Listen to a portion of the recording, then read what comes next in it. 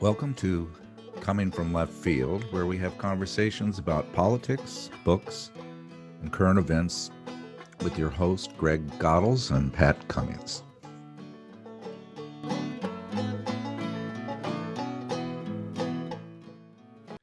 In preparation for this podcast, I went to ChatGPT and entered a search, quotes, "What is the purpose of poetry?" close quotes.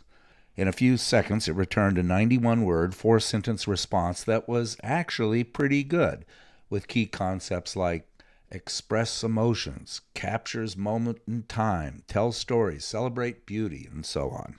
Well, I did not use the introduction from our future artificial intelligent overlord, but could not think of an alternative introduction. Perhaps I have writer's block. I've got nothing. Let's discuss. We are here with our third poetry podcast with Janice O'Mahony. Welcome, Janice. Glad to have you back. And in my last podcast, I realized that I just went right into holding up the book and I didn't introduce the two people that I had on. Someone sent me an email and said, you need to say who these people are before you jump into your podcast. So yeah, you get overly excited. So I went back and retaped a little introduction for these guys, which were great podcast guys. But I thought I'll do an introduction for you. So okay. You were born in Texas. You're an Air Force brat. You moved 20 times with your family before college, 20 different locations. You arrived at Whidbey Island in 2001 with your very lovely husband, Mike, and engaged there with the active art community. And that's one of the reasons you're here with us today, because of your poetry. Your mother was an Oklahoma dirt farmer. Father was a first-generation Irish Catholic from Brooklyn. And you, based on their World War II, they met, got married, and you're a baby boomer. You are a 1947 baby boomer. You've got a master's degree in social work, and that was part of your professional career in various social justice advocacies, working for state and city governments. And you are a poet. And when we first had you on our podcast, and you're my sister, my favorite sister. I got a couple, but you're my favorite. When we first had you on, the podcast, I think you were a little just kind of still working with your poetry and feeling like you had some things to say. I think we could dispel that with your most recent book, and with your writing. You are truly a poet. Would you say that, Janice? Yeah, I'm claiming that identity now, and that takes some courage. I think it takes some courage to name yourself something. Right. Yeah. So yes, I would say I am. So at cocktail parties and so forth, what do you do? I'm a poet. Right. And it gets the same wide-eyed fear and backing away that I used to get when I said I was a psychiatric social worker. People are just like, oh, get the hell away from me. Yeah, I'm a psychiatric. You're either going to psych me out or you're going to make me feel stupid. Right. Yeah. So, good. Yeah. Well, you've got two books. One was 2014 with a couple of your buddies, Whidbey Island, and Reflections on People and the Land, which is a great book. A cooperation with how many other writers were this? Two others. It's a history of how people related to the land. It's a nonfiction land use history. But this one is the new one, Out of the Blue, with 3 other women from Whidbey Island, and I want to show the back cover of the other women.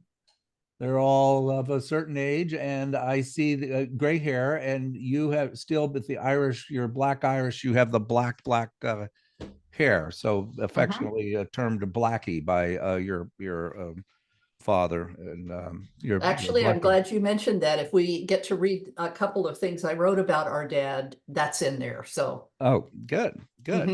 And this one just came out in December, correct? Yeah.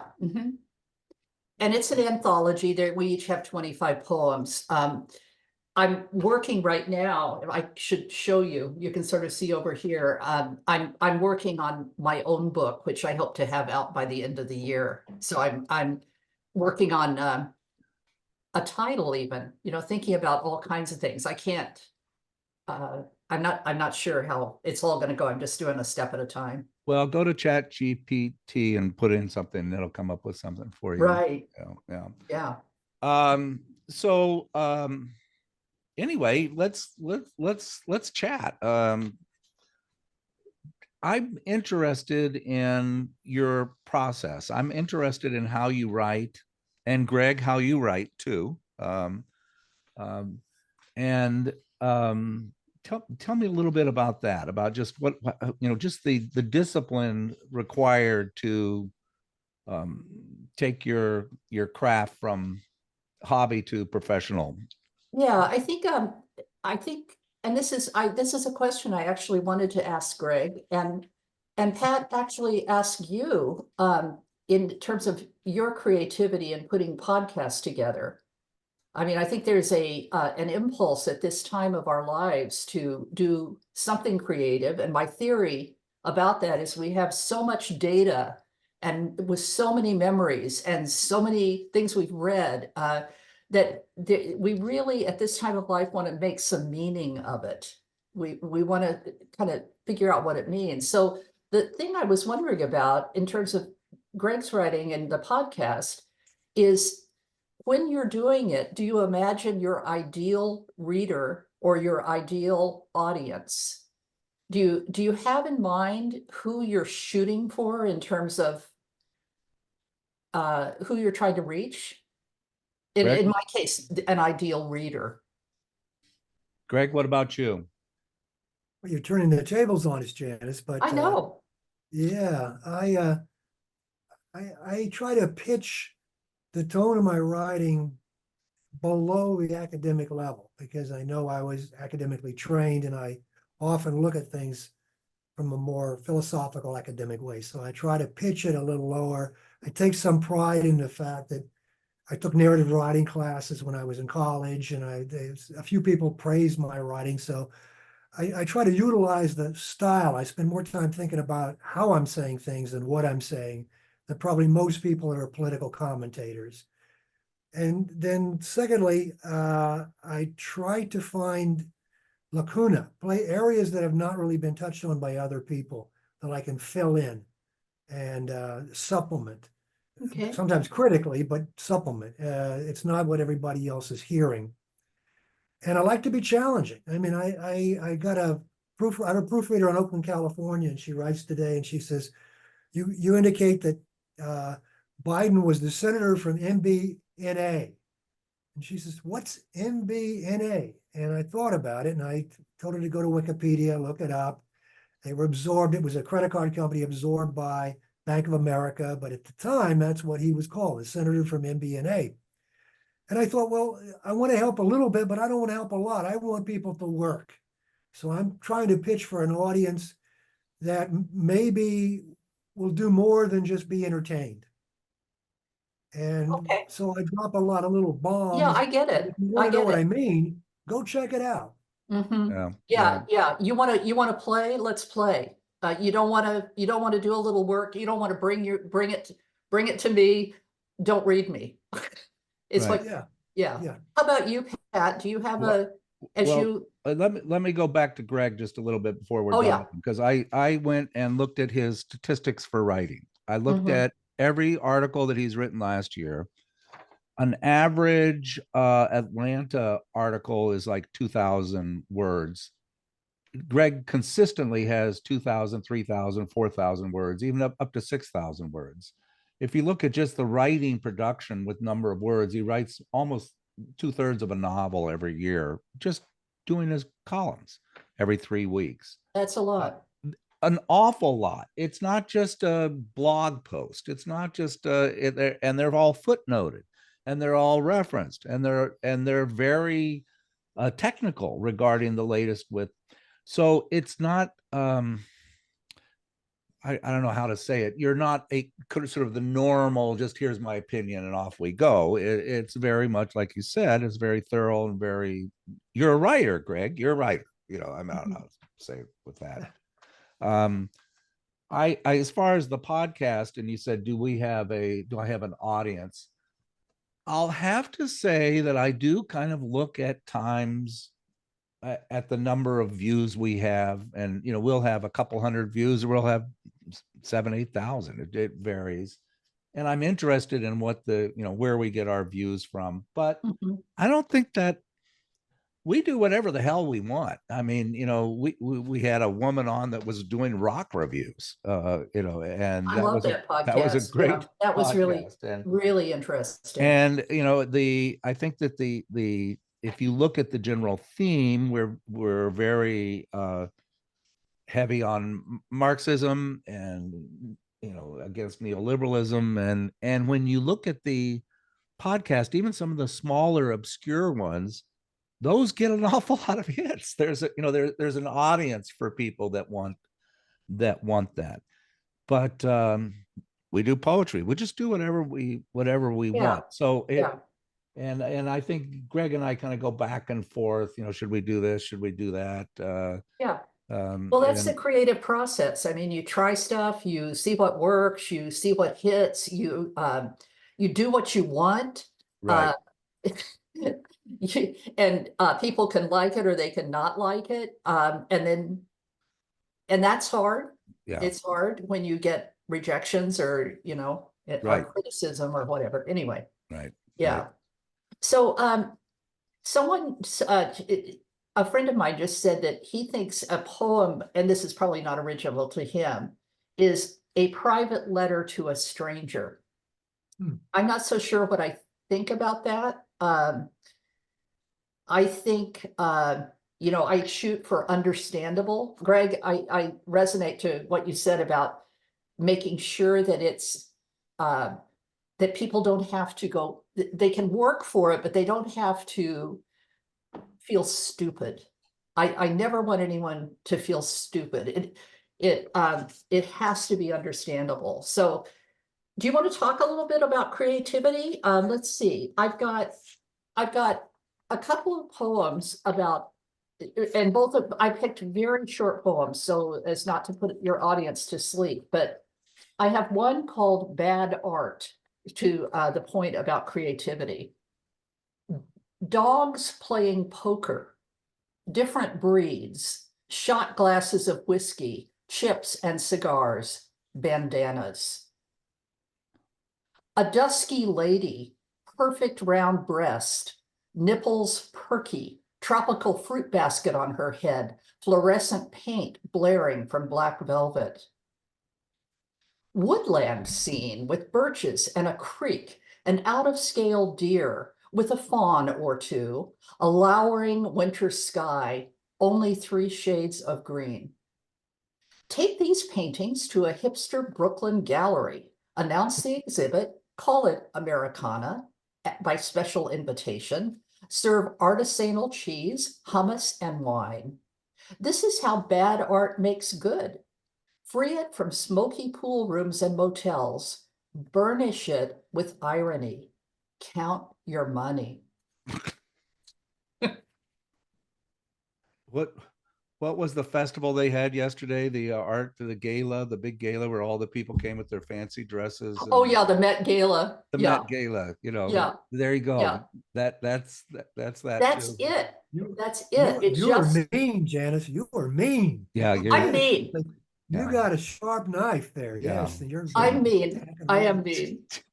Okay, and then yeah, I think it's amazing that the context and kind of what people decide is hip and kind of the rush to what's chic and fashionable. And it's really true that you can go to a Manhattan gallery and see an exhibit of black velvet paintings that we see on the side of the freeway. Right. It just depends on the hummus, you know. So, okay, So this that's other good. one. Give me another creativity. Okay, this is the second, and this that will exhaust my creativity category. But something I think about, and this I thought this crossed my mind as you were talking about Greg's prolific writing and the number of words he produces. I think about this a lot, that prolific writing is made of only 26 letters. Okay, that's kills me. And this poem is called 26 Letters. 26 letters spell every thought, anything we shout or murmur, every declaration, lie, excuse, accusation, and confession. 26 letters give us Yeats and greeting cards, holy books and jingles, the Sermon on the Mount and tweets, ode to joy and achy breaky heart. The 26 are sturdy little things to wrestle into words, then moved from one place to another, tome or poem, gravestone or billboard. The Romans only had 23 to carve into monuments, to teach engineering and history, even to graffiti onto a frontier wall. See Valentina for a good time. 23 letters make the Aeneid and make me want to know more about Valentina. Papuan people only have 12 letters, but 89 trillion possible words. Plenty for every color, nuance, animal, idea, direction, love letter, will, or bill. And we haven't even covered pictographs, emojis, and texting words, LOL. With all these tools at hand, writer's blocks persist across time and space more often than not, like this poem, which now peters out. That's good. I mean, isn't that stunning to think about? Everything is 26 letters. It's just crazy. I'm I'm a little obsessed with that idea. you know, I'm obsessed with Noam Chomsky, and every time Greg says something bad about him, I yell at him and everything. But Mhm. he has the language acquisition device, you know, the universal grammar, and I guess his theory isn't holding up as well as it should be in contemporary linguistics, but at the time it was a big deal. And part of that theory is that in Africa, there was some mutation that occurred X number of 1,000 years ago, where all of a sudden our brains had the ability to develop language, the structure of language. And it took us from just a run of the mill mammal to just the biggest badass in the world in an extraordinarily short period of time. And part of the structure is that those 26 letters and language and thought is structurally connected in our brain. Children that are deaf will babble the same words as children that are hearing. All languages have a universal structure that they follow to suggest that even if you're isolated, there's. So that's kind of reminds me a little bit of that poem there. You know, you're starting with something so simple, so structurally so simple, and yet the power that simple thing has is, you know, remarkable. Yeah, Maybe that's a little absolutely. too obtuse with that. So Yeah. There's a You great know, book called The Emergence of Consciousness in the Bicameral Brain, but that's for another day. I loved it. It basically is that breakthrough that made us conscious and made us raised us from the right. mammals. And Yeah. I'm so, you know, at my little parties when I tell all these theories, I realize that they're probably all just totally wrong because they're based out of, you know, me reading books in 1970, you know. So I'm you know, I'm sure I don't know what the hell I'm talking about if I really were around someone that did. But hey, that's too bad. That's too bad. Yeah, screw it. Yeah, it's your podcast. Yeah. but could we go back to the first poem? I think we left it too soon. I thought it Oh, was okay.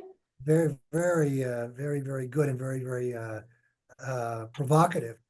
I agree with it 100%. I mean, it made me smile. But let me take the other position. Because one of the things I noted in our podcast over, 3 years or so, I would get upset with certain people that we had on. Then I would reflect on the limitations. They don't have the independence that I have, that Pat has, or that you have, Janice. Mhm. So what do we have in common? Retired. We don't have the weight of an academic career. We don't have the weight of a business career or a job or a boss or whatever. So we can reflect as you did, and I appreciate so much, on kind of shallowness of, say, the art world. But at the same time, you got to understand that a 30-year-old that's in it is under these restrictions that we don't have. I mean, they're trying to get ahead, they're emulating, they're following a pattern. We have a luxury of seeing how ridiculous it is, and it is. But that's what people are up against. It's kind of a commentary on. Absolutely. Every creative person, every musician, every artist, every dancer is working to get their stuff out because they want that connection with the viewer or the reader. And I don't mean to be cynical about it. You know, when I talk about the motel art, somebody did that deer with the fawns and chose that palette, and that was the best she could do. And I don't mean to sound that, I mean,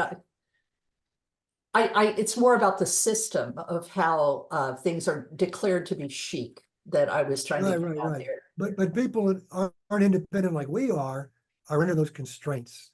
They have to respect those constraints in a way that we don't. We're lucky. But it's a sad commentary that there isn't more independence. If you take jazz, for example, it was a art that was out of the mainstream and condemned and looked down upon and not terribly commercialized in its origins. But that's the independence they had to create a music that was totally unique from the mainstream. So, you know, trying to get independence, fighting for independence, it comes at a very great cost. Right, You write what you want to write. I Right. write what I want to write. yeah. Pat said what he wants to And say. then Vincent van Gogh painted what he wanted to paint and sold one painting in his life. Yeah. So, yeah. you know, that's a sad, and I'm so sorry for that, but he Mhm. did it anyway. So, Yeah, I just finished reading Moby Dick for the first time, and book didn't do very well um, at all. yeah, You know, until later. You know, yeah, and that reminds me, we had these two very good young, well, they're young, they're 40, I don't know, 45, 50, that's young, I guess. Jesus. Professors from Wisconsin, they're educational professors. And it was just kind of in my bailiwick, maybe not so much Greg's, but, you know, all of the different initiatives, all of the different things that they were talking about that turns out to be now not very good. You know, I going through my career, I supported all those things. I went to meetings, I did PowerPoints and board presentations that were that were in support of those theories regarding educational reform. And it's kind of interesting, in retirement you can look back and, like you said, Greg, you're not confined to that. You know, you could stand up in a meeting and say, I think this kind of bullshit, and not Yeah. get fired. And it doesn't mean that I don't think I'm ashamed at what I did. I did what I had to do, you know, had to do to pay the mortgage and get the kids through college and so forth. But you definitely look differently as a middle management bureaucrat. You look differently at what your life was and how you view it now from an older perspective. Mhm. And I don't know. What do you think, Greg? You know, you had a career that was in academia a little bit, but it was primarily as in wine sales, fine wine sales. Did you have those same compromises that? Absolutely. Absolutely. No, I mean, I was shaking my head up and down as you were talking because you're absolutely right. I have nothing to add to that, but we all go through that um, to make a living and to feed our children and ourselves and pay our mortgage and have insurance so we don't have to suffer the indignities that so many people have to suffer. But that's the trade-off. You can't be as creative as you wanted to be. I think all along my life, I've had books in me that I couldn't get around to writing because I was too busy trying to make a living. Yeah. And Janice, before we get off this creativity thing, mhm. I sent you a little 5-minute clip on CBS News from last week with Bob Schieffer, who's I saw the, that. Yeah. and He's painting he's painting and he's and 80, what, 86 or 7. 7. Yeah. And, I have friends that are, that are painters, now that started painting just a couple of years ago. They were artists in college a little bit, but they, they're good. Friends on Facebook, that I see them do their first painting, and now 3 years later, I look at their paintings and go, "Oh my God, they're creative."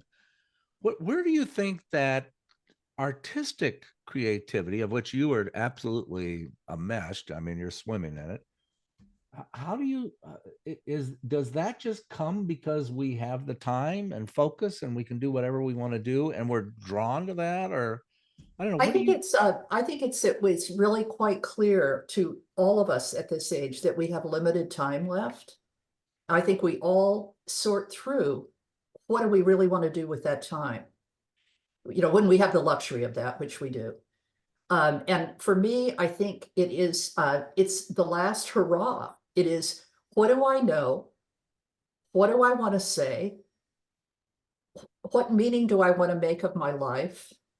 Um, I think I think not Greg's writing, but I think creative writing, which not that Greg isn't creative, but I think every poem I write and every poem I read, anything that interests a poet is by nature somewhat autobiographical, because it's engaging you in some way.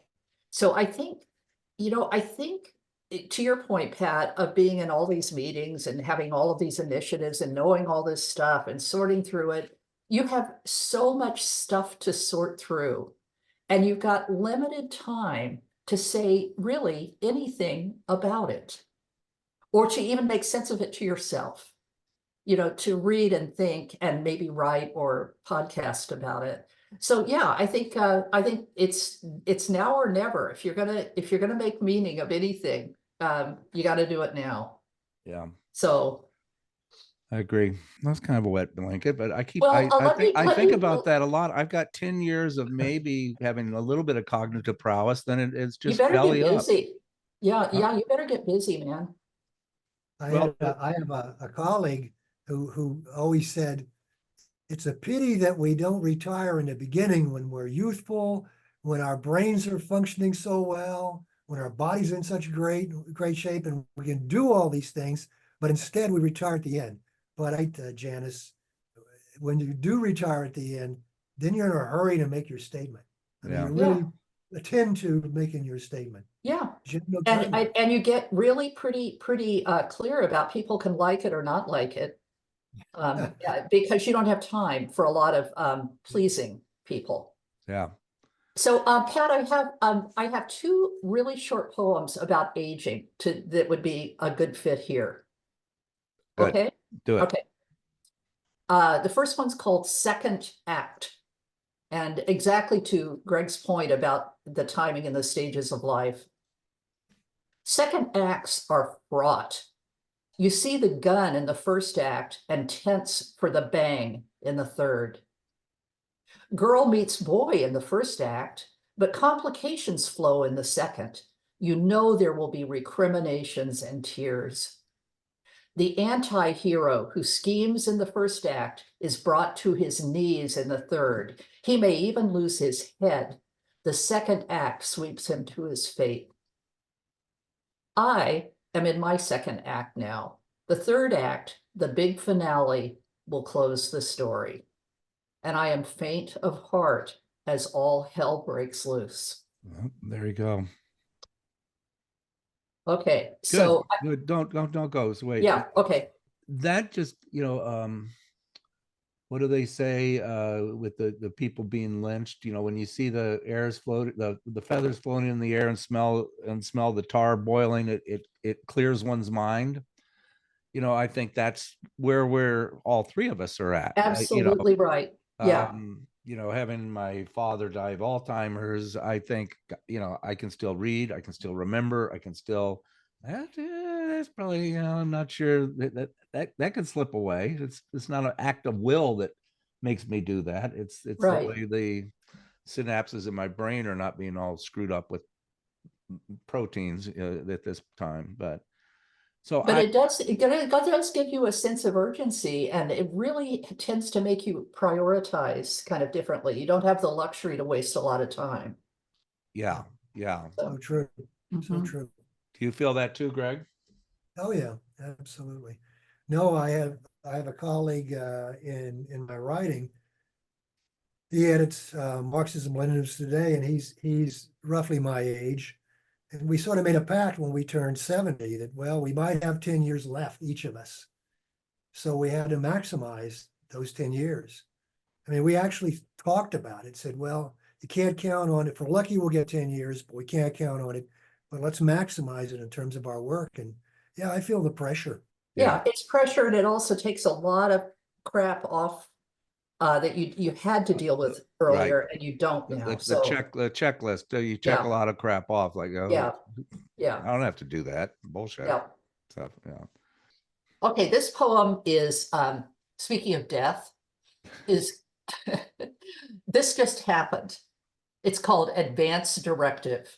The lawyer makes me choose how I want to be disposed of. He says remains, not dead body or corpse.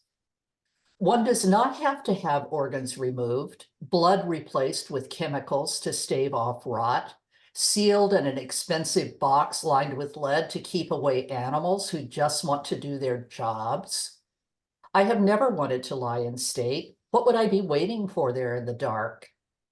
There is water cremation, but that seems too cold and fish nibbly. I decide on composting, being turned into dirt. Plant a tree in me, maybe an evergreen. There you go. So on this note, I'm helping to clear a friend's house who died, and she's presently, right at this moment, being composted. And people are going to be invited to come over and take parts of her, part of the remains to put in their garden. And people are asking for, a gallon or a pint or, and Yeah, they you're asked making me, this up. no, I was asked yesterday how much I wanted for my garden, and I was like, none. Thank you. God. Yeah. Yeah. So anyway. Maybe a Okay. teaspoon for the basil in on your windowsill. Oh my God. So weird. Well, trying to do the right thing. Trying to do the right thing. Okay, I'm gonna read you. So there's aging alone, and then there's the complexity of aging if you're lucky enough to be in a relationship. Because then you're dealing with your own and you're dealing with your partner's aging. So it's a different thing and it's a little bit more complicated, but I'll just read you this last one related to the whole aging thing. Okay. Because I was reflecting on this about Mike and me. Mm-hmm. It's called Dentist Day. We drive together to separate rooms. We wonder who will finish first. Worry, X-ray will reveal problems. Tease, who will be coached on better flossing. Agree that is so annoying, but what can you do? We talk about toothless grandparents, parents with dentures, and congratulate ourselves for avoiding their fate, though the hygiene routine gets old. New brushes and floss they offer, and we always say yes. I ask for pink because it is so clearly mine. Green is his favorite if they have it. God forbid we should use each other's, though there is no reason why not. Some dentists say it will be just one room. Toothbrush color won't matter. Nobody will ask how it went or care if it hurt a little. Nobody will remember parents who never saw a dentist growing up. Nobody will agree with you. It is worth the effort to die with one's teeth. Oh my God, that hits home. Yep. That is, yeah, that is, you look at we're going through this together now. Not Greg, you went through this, with loss of your wife, but with Yes. the illness and the so it's aging in tandem, aging in relationship, aging in appointments, aging with your sister, and um it is unique. It is. Yeah. Yeah. And you wonder what that'll be like when it's gone, Yeah. Yeah. It's a great mystery. You don't know who's going to go first, who's going to go second. You don't know what you do when you're by yourself. You don't know what you do when you're with somebody. You don't know what your kids are going to go through when you're going through that process. So it's probably best not to think about it too much. It's gonna best to happen, just right? turn on your computer and get busy.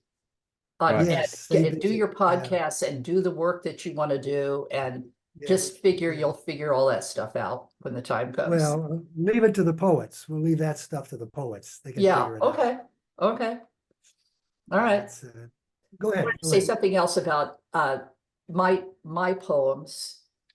And that is similar to the bad art one that I read earlier that may sound a little mean.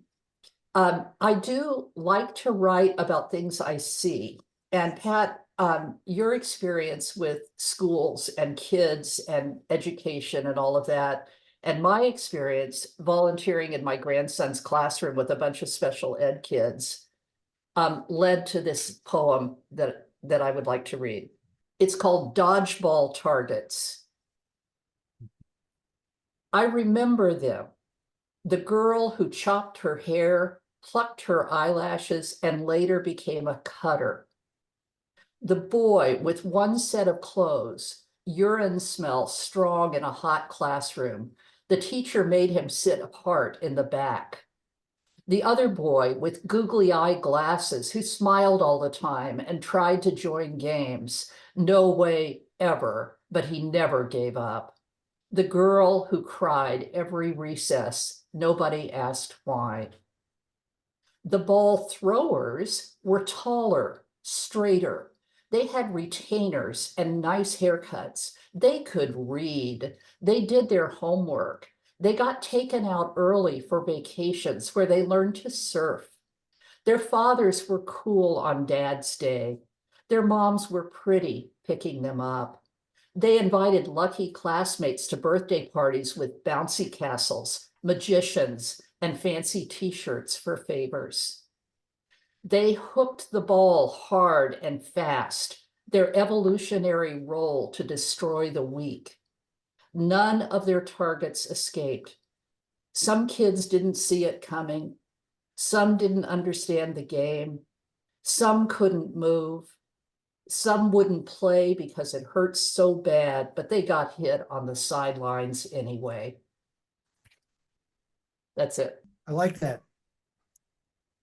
It reminds me of high school playing dodgeball, and that's exactly it. The coaches were sadistic, and they didn't care if you were small, weak, whatever. It was the cruelty and aggression and Yeah, and dominance. I really believe there's something to a dark human impulse to destroy the weak.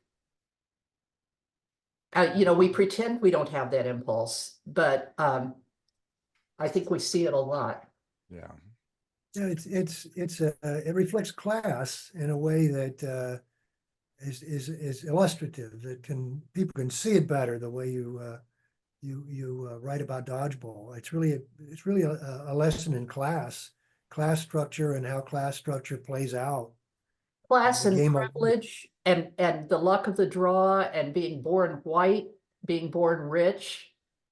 Yeah, Born in a zip code. yeah, yeah, yeah.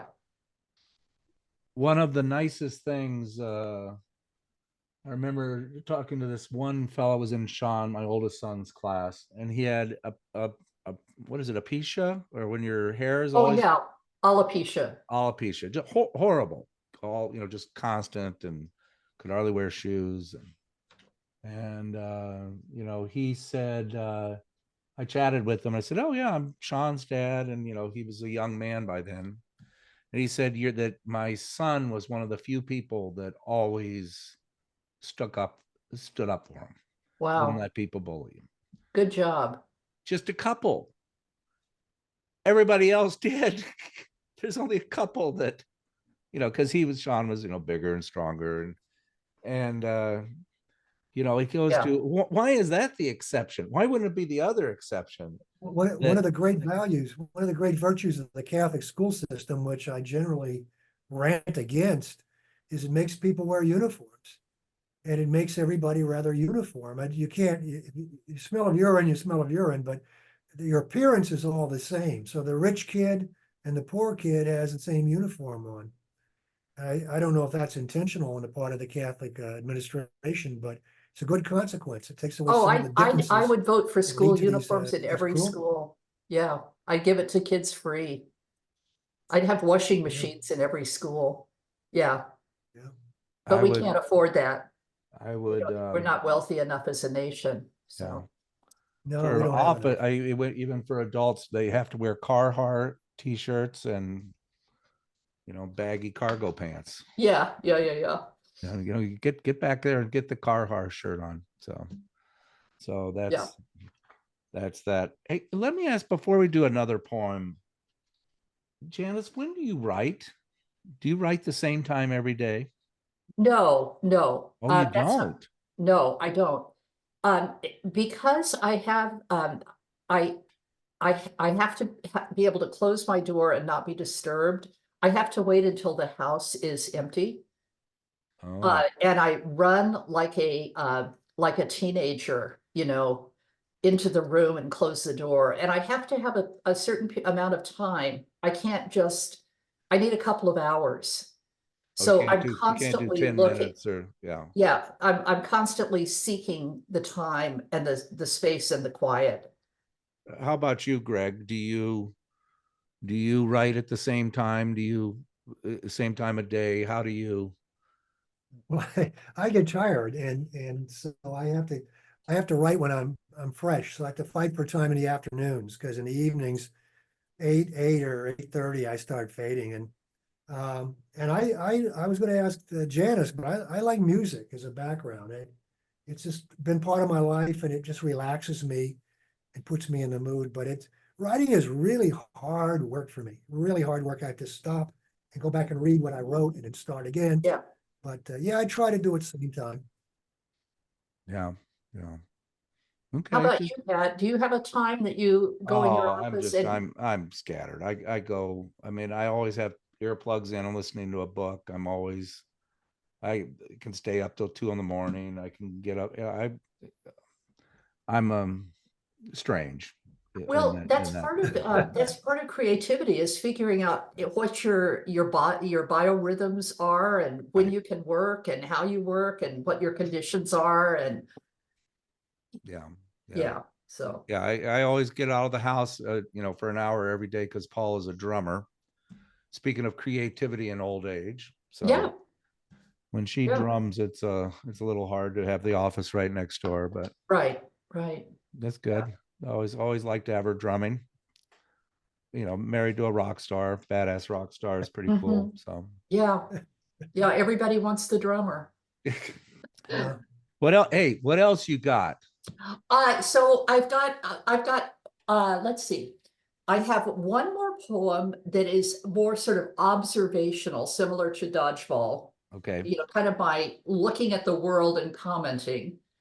And then I thought for you, Pat, I have 3 poems about our dad Oh, that I goodness. thought you might enjoy hearing. They're very short. And if we have time, I have one about you. Oh, goodness. You don't have to. I know you're modest and you hate praise. Yeah. Yeah. Right. Well, I don't know. maybe read it fast. We'll see. All right. You can speed it up or Yeah, laugh it out. I'll speed it up. I know how to do that. The text. Yeah, you don't have to hear it if you don't want to.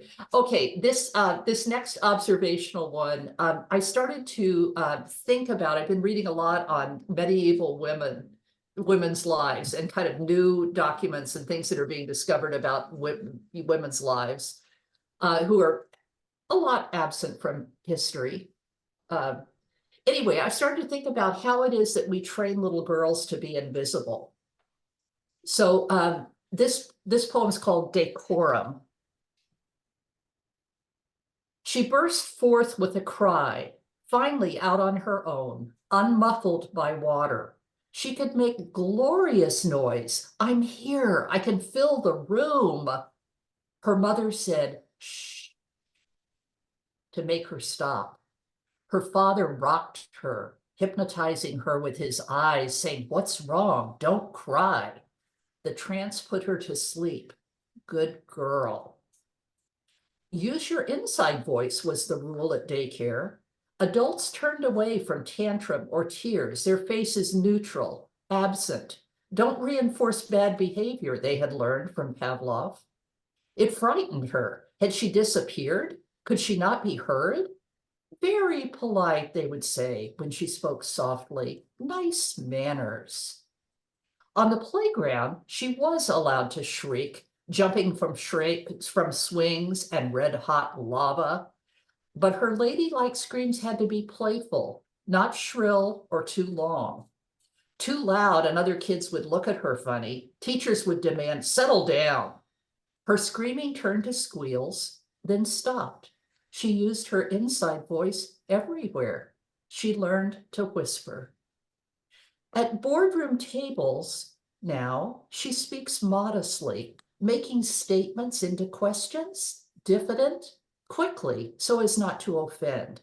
She reads the room like an animal, ready to jump another way, ready to crouch and freeze. She is not one of those ball-breaking bitches, but banshees sometimes howl in her dreams.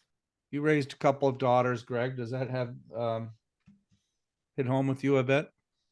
Yeah, it does. Yeah, it's finding your voice. It's tough to find your voice, and especially for women. I mean, women expectations are way on them. My wife fortunately encouraged my girls in a way that I could try, but she could do more effectively to raise their voice. She was outspoken, and hopefully they're outspoken too, and they're not afraid to offend if people find that offensive. Yeah. That reminds me a little bit, Janice, there obviously I have 4 sisters. I'm the only boy, and I had so much more privilege than you guys did. Anne just would go crazy that I could stay out late. I could because they needed to control the femininity and protect the femininity. And probably there was some legitimacy to that. Women were preyed on, and, men can be pretty ugly. But it was an absolute distinction between how one parented young women and parented young men. Mm-hmm. Yeah, Do you absolutely. do you think that was the case? Yep, Yeah. I do. And I don't discount that that we were protected because, as you say, we grew up on Air Force bases with Men. 5,000 horny 20-year-old airmen everywhere and empty runways. And, I don't discount that there was not real danger and threat. I mean, we were not dodgeball targets. We had retainers. Everything's so complex, things that seem Yes. simple or black and white are never that way. And changing the subject, I said you were my favorite sister. Now that I Yes, think of it, Anne I'm is proud of that. it actually probably Anne was my favorite sister I don't think so. because she was so because we were so close. Anyway. No, I know. Cover all the bases. Cover all the bases, Pat. Yeah. They're all your Yeah. favorites. I'll have to think about it.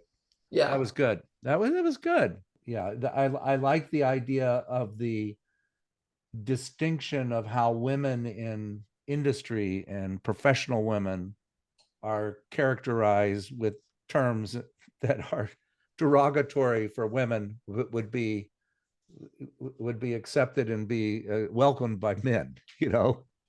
That's good. So That's do you good. want to hear 3 poems about our dad? All right. Okay. Let's hear the 3 poems about our. Because part of my work is, as we talked earlier, is making meaning. And part of making meaning is what was my family? Who were my parents? What do I remember? So all of that. Yeah. So I have a number of poems about both our mom and our dad, but I was thinking with Father's Day coming up, Mother's Day is coming up Sunday, but I have to read Father's Day poetry reading up here. So I was sort of getting my my stuff together for him. Okay. Killing two birds with one stone. Do you have memory, Pat, of watching our dad marching on a parade ground?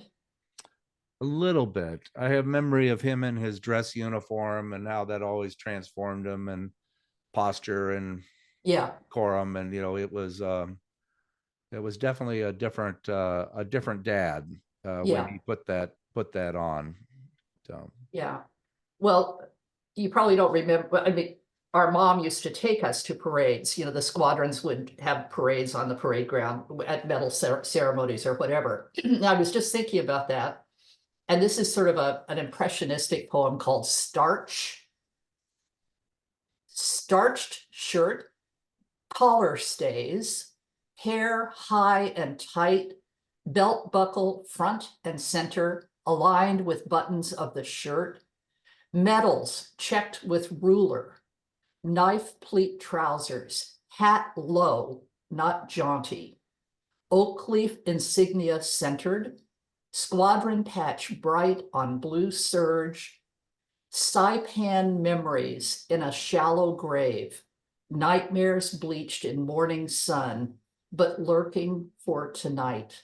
My dad on parade. mm, mm. It's a memory. When did you realize that the trauma of war had shaped him so remarkably? I'm not so sure it wasn't until I was in college that I kind of put it together. You were probably more exposed to it earlier. I put it together when I was doing my field placement, my first year of my MSW in a locked psychiatric ward at a VA hospital. Oh, gee, me. And that's when I started to put it together, hearing those stories. And then I really put it together doing PTSD intake interviews. And it's just so obvious. And how could we have been so blind for so long in our lives? I don't know. Oh, our parents made sure that we didn't know. Yeah, that's true. Yeah. I mean, that was ugly stuff that you shouldn't expose kids to. Right. So, Right. okay, and this is another Saipan memory. Greg, this comes from, this is true. Our mom, being a farmer, sent our dad morning glory seeds when he was on Saipan so he could have some beauty. And it turns out that those morning glories that she sent him were incredibly invasive, and that it's actually considered a major threat now on Saipan to crops. Who knew? Who knew? But so I was, That's true. You can Google it. I Googled it. There's yeah, article yeah, after yeah. article. It's a big deal. So this is called Morning Glories.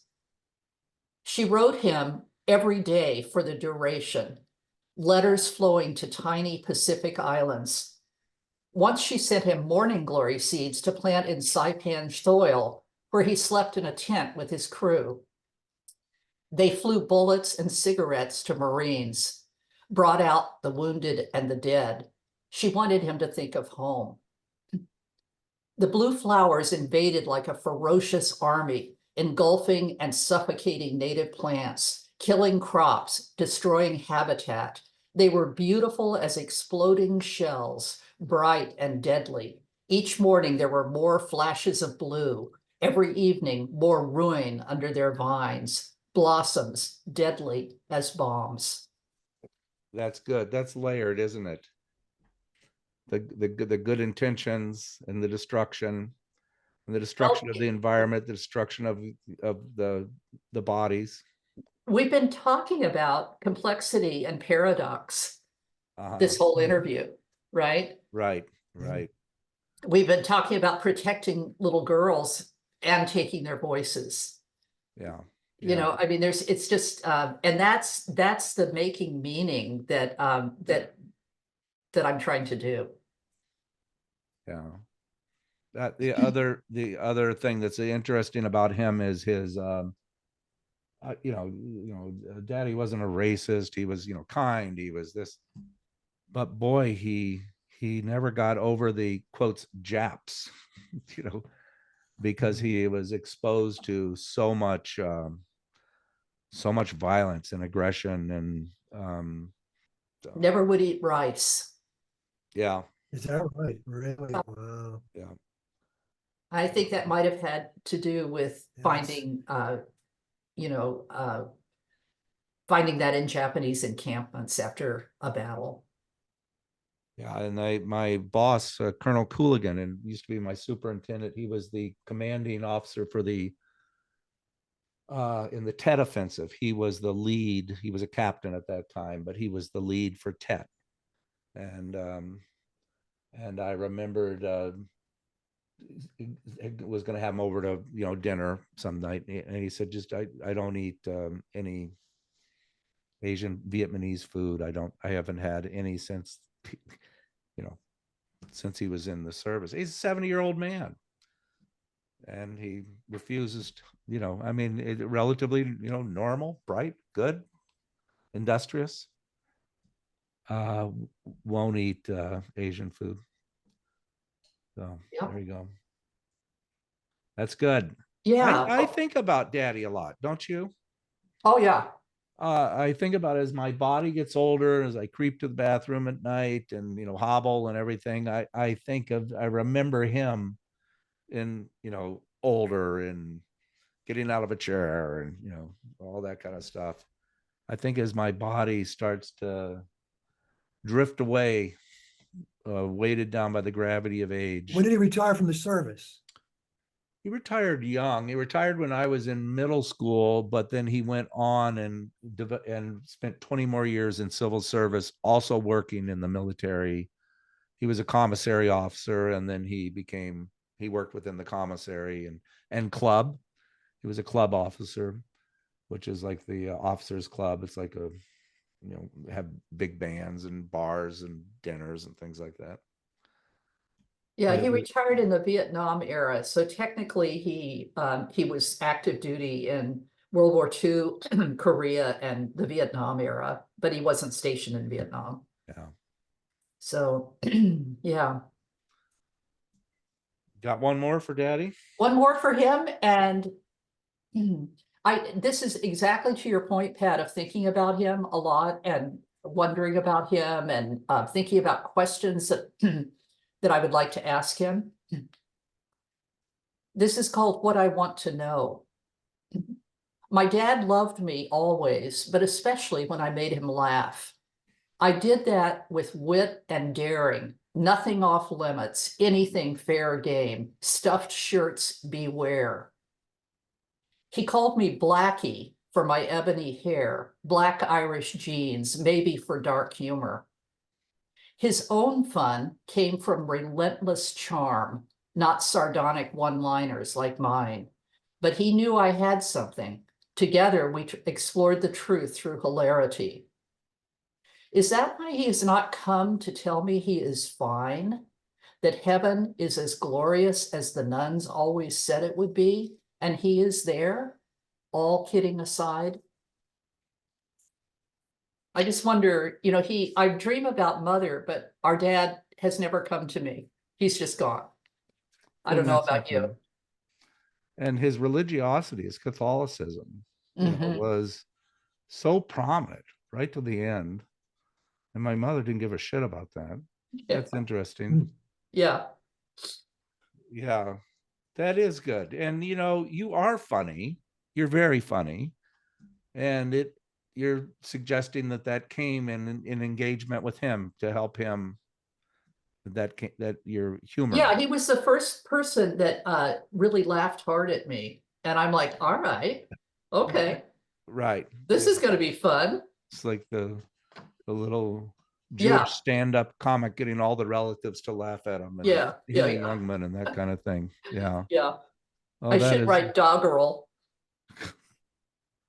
That's good. That's good. Good. And the poem about Pat. Okay. Do you know that my brother, your friend Pat, goes out for a walk every day 3 or 5 miles. I mean, just ridiculous. And he picks up a walking stick on every outing, like Huh. in the forest, in the woods. And Mhm. then he makes art by found objects that he comes back and wires to the stick. So he has, I don't know, I don't know if you still have all those sticks? I had about 50, and then Paula made me get rid of them. The only rule is I have a Swiss Army knife that I can cut things, and I do bring some zip ties. That's the only rule. Well, they're really see. beautiful. So this is called pickup sticks, about my brother. My brother was born wise, a cool dude, lover of joy. His baby blue eyes saw windows, not walls. Every day he walks, he finds a new stick to beat a bass line, rhythm turning cane to baton. He adorns each stick with things on the way: pine cone, baby shoe, tangle of fern, wind-blown hat, twiny kelp, a lover's note. Every day he makes a talisman for a one-of-a-kind walk, finding beauty in brambles, lifting it up like he has always done. Oh, that's so sweet. Nice. And that's you, Pat. Yeah. That's And you're nice. It's embarrassed. revealing of you, Pat. Yeah, that's good. Yeah, it's revealing of you. Well, I Yeah. haven't been doing that for the last year, but I'd come back, I'd say, Paul, look at this one. Well, it would depend somewhat on finding. I mean, why the hell would you find a rubber duck out on the whooshing up on the water? I mean, how good is that for a walking stick? Jeez, No, it's perfect. that's Yeah. like perfect. that's And good. I told my sister Jeanette that we had this podcast and that Janice was going to be on. Of course, she's 90 and she's confused, but she says, well, she has a nickname for Pat or something, Stick Man. It has something to do with a stick. She said, but I don't remember. I can't put it all together, but has something to do with a stick. So she must have heard this poem or overheard some Actually, talk. Pat's wife, Paula, asked me if I would write a poem about Pat to put in their Christmas cards. And so this has been much edited, but that's where that came from. That's good. So I want to say That something must be what about she referred to. a quote that I just love. This is something I strive for. So this is by a poet called Sharon Olds. I just had this quote, and she says, and this is so me, this is my goal. When writing poems, I try to take out half the adjectives and a third of the self-pity. Well, what was the other statement? I heard a podcast where you were interviewed with your lady friends on the most recent book, and that they were asking, what metrics you use, and you said, well, does this improve silence? Yeah, Which is yeah. another, silence is pretty damn nice. Does this actually improve silence? Yeah, yeah. Well, to your point earlier, Pat, about what do you really want to say about stuff, and all the blabbing we've all done in our careers, blah, blah, blah, and white papers and policy papers and research and academia. And it's just like 26 letters falling on our heads all the time. Yeah. Hey, so you're having a book come out then, right? Yes, I'm going to, I'm not there yet, but yes, I'm going to have my own book. I have a stack of about 250 poems, and that's way too many. So I've got a lot of work to do. And I thought it was interesting. When you were doing your poems, Janice, I wanted to have text going, which people could see the text. And you said, no, you can't publish. If you publish something early, then the publishing houses won't accept it because it's been pre-published. That's an interesting thing with poems. Yeah, did you know they're about that, really- Greg? No, I didn't. Yeah, That's that interesting. poets can't, even if it's a screenshot, they can't. Yeah, even if you put a poem up on Facebook, that's considered published. And then that's a limit. They don't want anything that's been pre-published.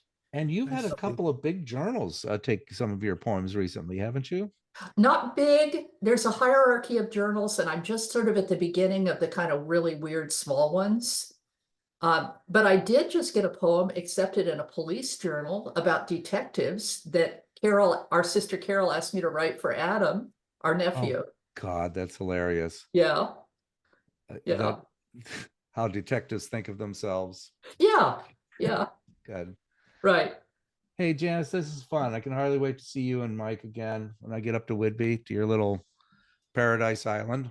Yeah, anytime. And it sounds like it's going well there with you and your community and your art, and it's thriving more than when you moved there, isn't it? Yes, It's growing.